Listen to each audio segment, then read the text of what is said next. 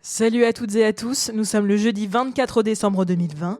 Je suis Ashley Tola et vous écoutez Flash Foot sur l'application Free Ligue 1 Uber Eats.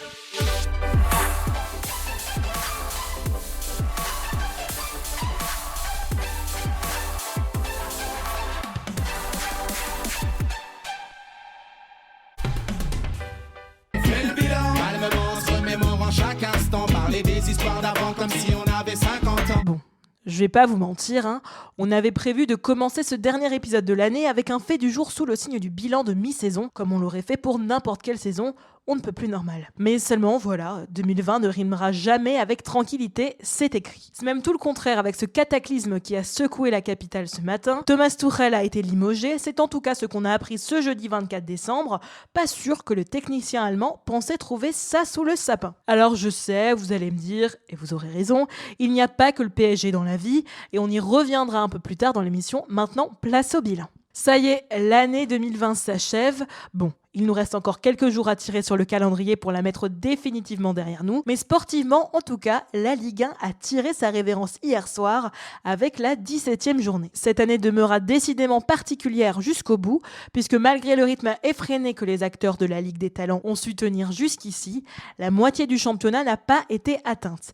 Et qui dit pas de 18e journée dit pas de champion d'automne, officiellement en tout cas. Officieusement, c'est l'Olympique lyonnais qui tire son épingle du jeu grâce à sa victoire face à Nantes, sur le score sans appel de 3-0. Et même sans ce titre honorifique de champion d'automne, on retiendra la performance impressionnante réalisée par les Gaunes jusqu'alors. Une performance qui permet aux hommes de Jean-Michel Aulas de virer en tête avant les fêtes, l'Olympique lyonnais en tête à la trêve. Vous vous dites que ça n'était pas arrivé depuis un moment, et vous avez raison. Lyon affiche 36 points au compteur après 17 matchs de Ligue 1 cette saison, son meilleur total à ce stade de la compétition depuis 13 ans et la saison 2007-2008. C'est la saison de son dernier titre de champion de France. Une saison 2020-2021 qui nous a offert jusqu'ici un scénario imprévisible parfois, conséquence directe de la crise sanitaire, rythme infernal, blessures, cas de Covid. Cette reprise de la Ligue 1 n'aura jamais été si mouvementée. Pour les amoureux du championnat français, on peut se dire que cette reprise aura été poussive, mais on retiendra surtout qu'on a cette fois pu voir du football. Nombreux étaient les malheureux au printemps, lorsque toutes les compétitions se sont arrêtées. On ne saurait se plaindre du retour du jeu même, surtout quand on voit le retour en fanfare de Lyon ou de Lille qui produisent du football et nous offrent un championnat haletant plein de rebondissements. Les grognons se plaignent de la domination sans partage du PSG depuis plusieurs années, et cette saison nous offre une nouvelle histoire dont le dénouement est tout à fait incertain mais dont les nouveaux héros sont bourrés de talent. On vous souhaite en tout cas une année 2020 remplie d'émotions et qui sait, remplie de stades avec des supporters. En vrai, c'est encore le moment de faire sa commande au Père Noël. Les Lyonnais recevaient Nantes avec un objectif en tête, la première place du classement, et on peut dire que les joueurs de Rudy Garcia ont atteint leur objectif en s'imposant face aux Canaries. À l'image de la célébration de Paqueta et de ses quelques pas de danse, l'OL a fait valser Nantes dans un match à sens unique qui a vu les Gaunes s'imposer 3-0, un véritable récital encore un, et les semaines passent et se ressemblent au Groupama Stadium. On vous en parlait lundi, le trio offensif d'attaque a encore brillé. Il n'a fallu que 4 minutes à Karl Toko et Cambi pour lancer son équipe après une belle combinaison entre Aouar et Depay. Le ton était donné, les Canaries ont alors pris de nombreuses vagues dès les premiers instants en concédant 5 grosses occasions avant la 11e minute. Que dire de la nouvelle prestation énorme de Kadewere, l'autre homme en forme des Gaunes, qui est venu doubler la mise dans un angle fermé après une excellente reprise de Paqueta repoussée par Lafont, le 9e but du Camerounais et le 7e du Zimbabwéen. C'est ce qu'on appelle la complémentarité. Avec cette victoire, les Lyonnais affichent clairement leur ambition alors qu'ils ne disputent pas de compétition européenne cette saison.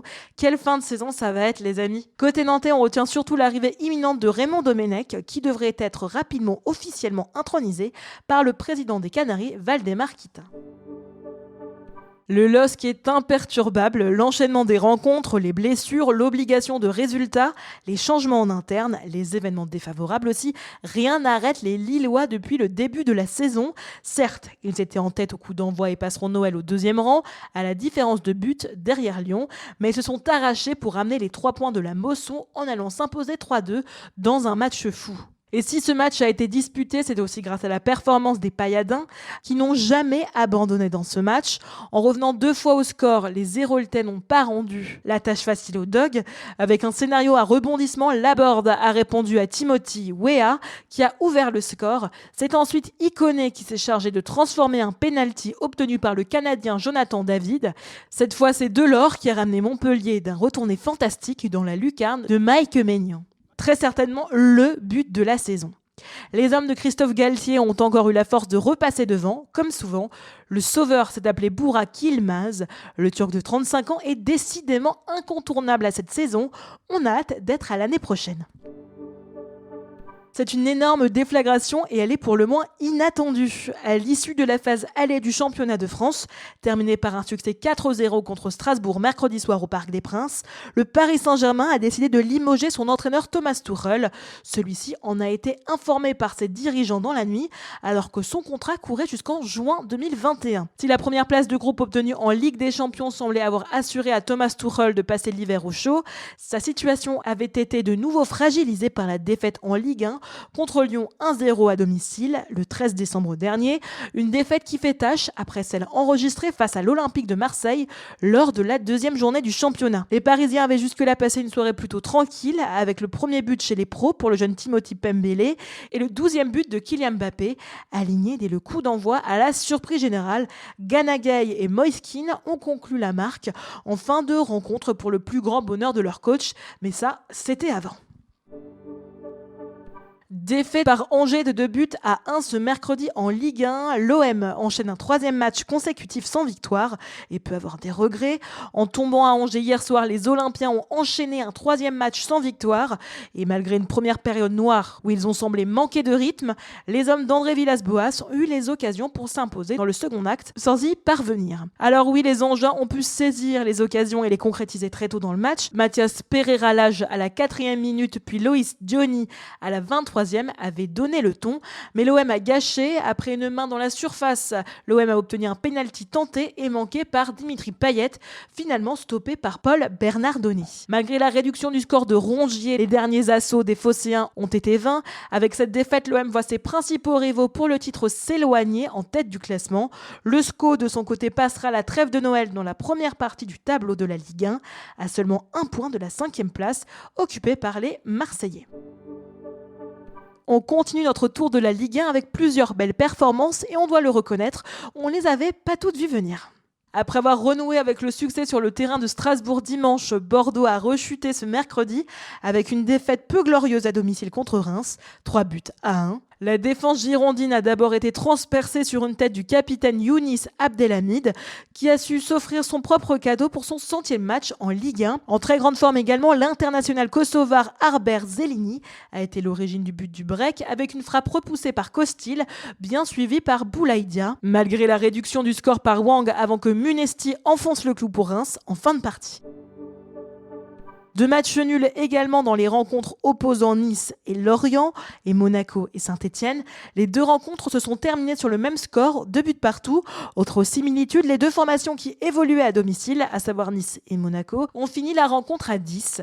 Le microclimat de la Côte d'Azur sans doute. Bon, on voudrait pas se la raconter, mais on est encore tombé juste avec notre affiche à ne pas manquer. Nîmes-Dijon a tenu toutes ses promesses avec pas moins de 4 buts et des rebondissements. Dans ce duel pour le maintien aux Costières, Nîmes a perdu ses nerfs devant Dijon en s'inclinant 3-1 à domicile. Pourtant malmenés par les Dijonnais en début de partie, ce sont les Nîmois qui ont ouvert le score grâce à leur homme en forme, Matteo Alinvi. L'international béninois de 21 ans, déjà buteur ce week-end contre Saint-Etienne, a de nouveau fait parler de lui et la domination du DFCO a fini par payer grâce au bon coaching de David Linares. L'entraîneur, en lançant Moussa Konaté après la mi-temps, a gagné son pari puisque l'ancien Amiénois aura été l'homme de cette deuxième mi-temps en inscrivant un doublé. Des points qui vont faire du bien puisqu'ils permettent à Dijon de doubler Nîmes au classement et de quitter la dernière place de la Ligue 1. Plus tôt dans la soirée, Rennes et Lens s'étaient respectivement imposés face à Metz et Brest, une victoire qui permet de faire le plein de confiance pour des Rennais en proie au doute ces dernières semaines. Les 100 et or et les Bretons s'installent solidement dans la première partie du classement avant de rattaquer une deuxième partie de saison 2020-2021 qui s'annonce palpitante. On continue avec notre déclaration du jour et aujourd'hui, elle est signée Mauricio Pochettino. C'est mon cœur qui parle. Et vous avez un chef d'espoir qui est une retenue.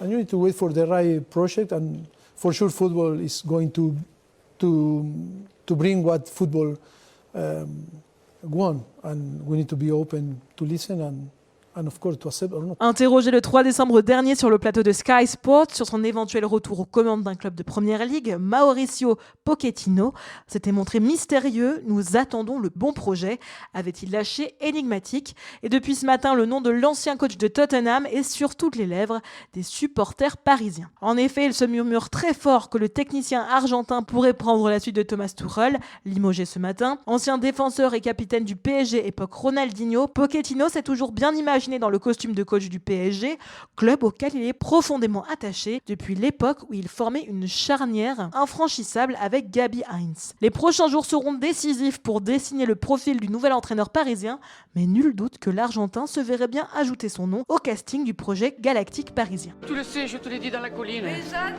Je t'aime d'une façon que c'est pas possible de le dire. Et tout le temps je te vois, tout le temps je te parle.